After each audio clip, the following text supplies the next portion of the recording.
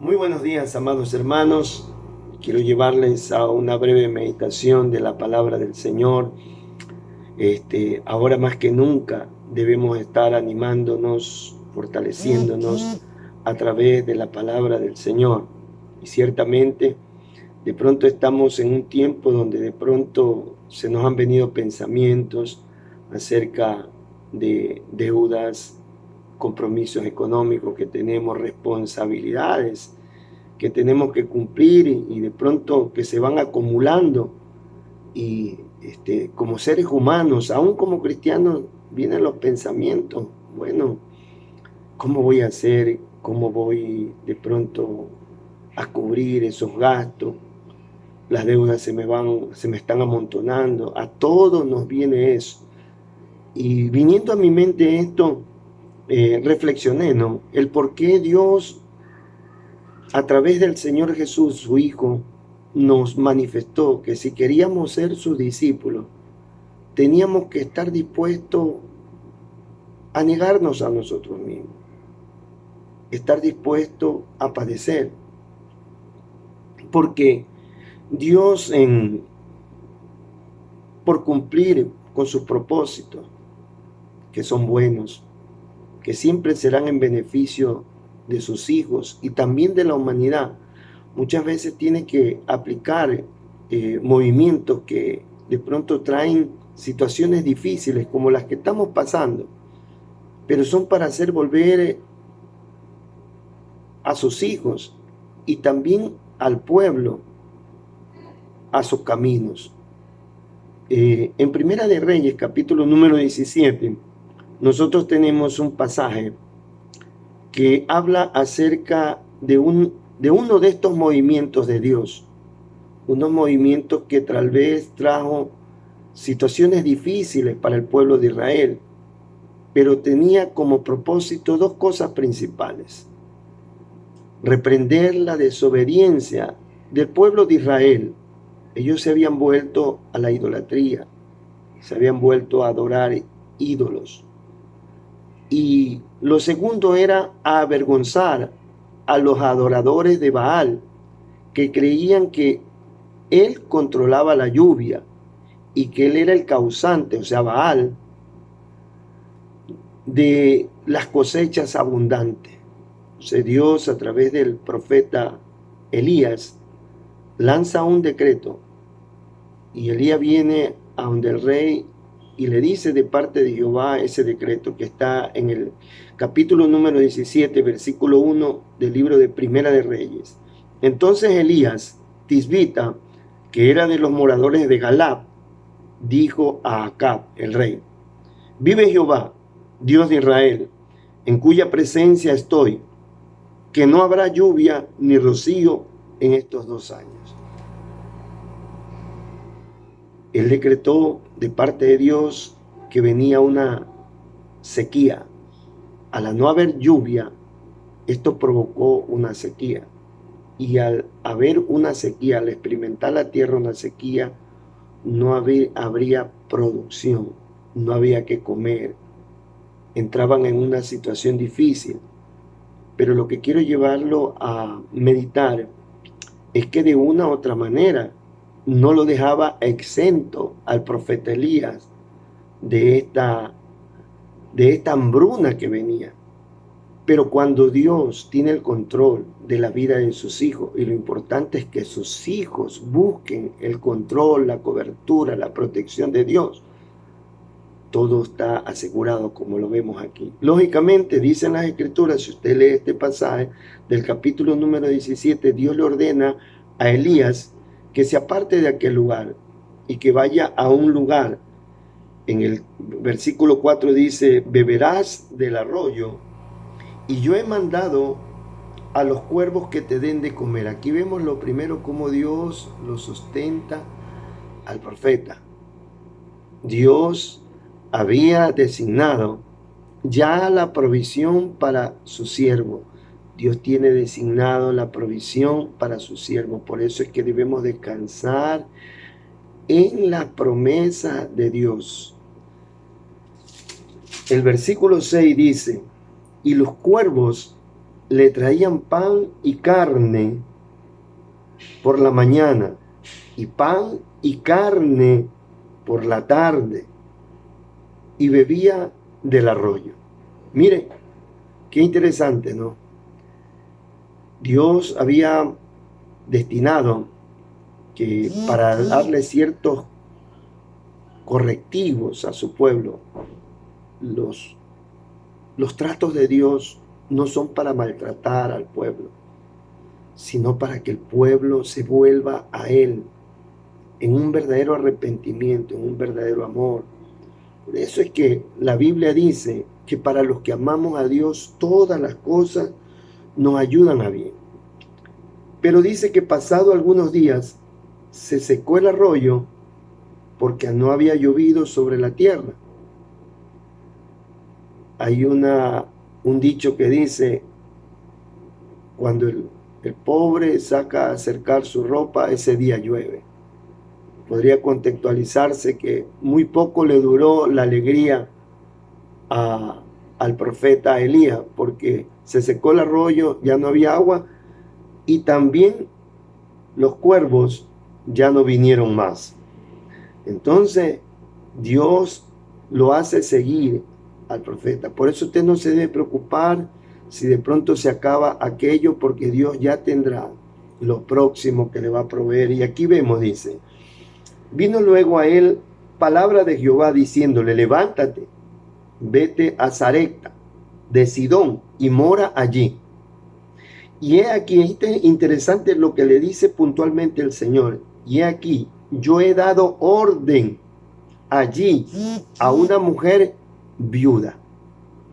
Una mujer viuda. Si leemos hasta aquí, podríamos decir, Señor a la final designó una viuda con plata. Una viuda que había, de pronto se le había muerto el esposo y de pronto había recibido una herencia, porque termina diciendo que te sustente. Dice el versículo 10, entonces él se levantó y se fue a Sarepta, y cuando llegó a la puerta de la ciudad, he aquí una mujer viuda que estaba allí recogiendo leña, y él la llamó y le dijo, te ruego que me traigas un poco de agua en un vaso para que beba. Y yendo ella para traérsela, él le volvió a llamar y le dijo, te ruego que me traigas también un bocado de pan en tu mano. Y aquí viene de pronto lo que es impactante. Y ella respondió, vive Jehová tu Dios, que no tengo pan cocido, solamente un puñado de harina tengo en la tinaja y un poco de aceite en una vasija. Y ahora dice, recogía 2 leños para entrar y prepararlo para mí y para mi hijo, para que los dos comamos y nos dejemos morir. Malas noticias, Elías. ¿A qué palo te has arrimado? Le podría haber dicho la viuda. Pero mire, el profeta estuvo convencido que si Dios lo mandó, algo iba a suceder, y de hecho sucedió, porque después de unos instantes vino palabra de Dios a la vida de él. Por eso no debemos preocuparnos en el sentido de estresarnos, afanarnos, porque eso es muchas veces lo que el enemigo quiere llevarnos, hasta en el momento que nos tenga ahí, decirnos, Dios te ha desamparado, Dios te ha dejado, tienes que moverte. Miren lo que sigue. Después que la mujer le dijo, yo más vale iba a coger, yo tengo un poquito de harina, iba a traer leña, a cocerlo, iba a comer con mi hijo, y después de eso, ya de ahí, ya entregarnos a morir. Él le dice, Elías le dijo, no tengas temor, no tengas temor, ve, haz como has dicho, pero hazme a mí primero de ello una pequeña torta cocida debajo de la ceniza. Esto es un plato a la carta que él pidió. Y tráemela. Y después harás para ti y para tu hijo. Miren lo que pasa en ese momento. Aquí el profeta fue probado también en su fe. Si Dios le había mandado y Dios le había dicho, él sabía que tenía que sustentarlo. El asunto es que a donde quien lo había mandado y por el cual lo iba a sustentar, no había recursos. Pero mire lo que pasa aquí. Esto es lo interesante. Dice, porque Jehová, Dios de Israel, ha dicho así: la harina de la tinaja no escaseará, ni el aceite de la vasija disminuirá. Ahí hay una coma. Hasta el día en que Jehová haga llover sobre la faz de la tierra. Dios tenía todo el presupuesto, vale la redundancia, presupuestado para sostener a aquel instrumento, el cual él escogió para decretar ese juicio, esa sequía, y para sustentar también la provisión al instrumento que iba a ser para sostener al profeta. Es impactante, dice. La harina de la tinaja no escaseará, ni el aceite de la vasija disminuirá, hasta el día que Jehová haga llover sobre la tierra. Usted podrá leer como más adelante cómo se desenvuelve esto, pero yo quería que usted y yo meditamos en esto. Dios no está limitado. Somos sus hijos. Estamos en sus manos. Y si Él ha permitido, como le dije hace unos días atrás, puede ser que este virus, como se dice, haya sido creado en un laboratorio y que esto apunta a que va a venir el sistema económico. Ya se está hablando de la China ya no tiene el asunto del dinero, ya no es el dólar, y aquí se va a levantar este régimen a nivel mundial y todas esas cosas. Pero déjeme decirle que todo eso que se está moviendo, está colaborando para un escenario que Dios ya lo habló desde hace miles de años, de la venida de Jesucristo. Así que nosotros debemos preocuparnos por cada día, buscar a Dios en oración. Y su palabra es como una antorcha encendida en este lugar oscuro.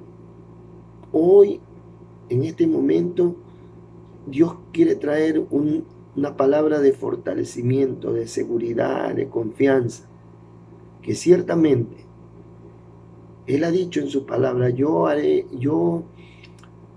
en medio del camino desierto, yo abriré camino, dice, en el desierto, y haré brotar fuente de aguas en la sequedad. O sea, tiene que haber desierto para que Él abra el camino, y tiene que haber sequedad para que Él haga brotar esos arroyos. El asunto es que ahí está la oportunidad, el desafío. Nuestro accionar es de creerle a lo que Dios ha dicho. Así que yo, mi querido hermano, le aliento, le animo a que no desmaye, que nos animemos unos a otros, pero no en cosas que de pronto nos suponemos o escuchamos, sino en lo que dice su palabra. Mire, Dios utilizó a una viuda que estaba en su mente y en su corazón estaba ya dispuesta a morir porque no tenía nada. O sea, quiere decir que cuando Dios quiere cumplir su propósito, aún esas personas que no tienen nada van a ser bendecidas si le creen a Dios. Por eso usted y yo no andamos porque tenemos, sino porque creemos. Usted y yo no andamos porque sentimos, sino porque creemos. Así que, hermanos, en la fe, adelante, creyendo cada día, oyendo palabra de Dios. Ciertamente, si Dios en este día de pronto mueve más duro es el sacudón, porque todavía hay rebeldía, hay desobediencia en el mundo. Dios está tratando de una manera misericordiosa con el mundo para que se vuelva a Él. El pecado está arraigado en el corazón de ellos. Entonces el remesón tiene que ser más fuerte. Lógicamente Elías estaba en medio de eso, pero en medio de eso Dios proveyó el arroyo en cierto momento para proveerle agua. Proveyó los cuervos para darle de comer pan y carne. Y después de eso, en una forma por encima del entendimiento, por encima de lo natural, Dios tomó a una mujer que su única provisión era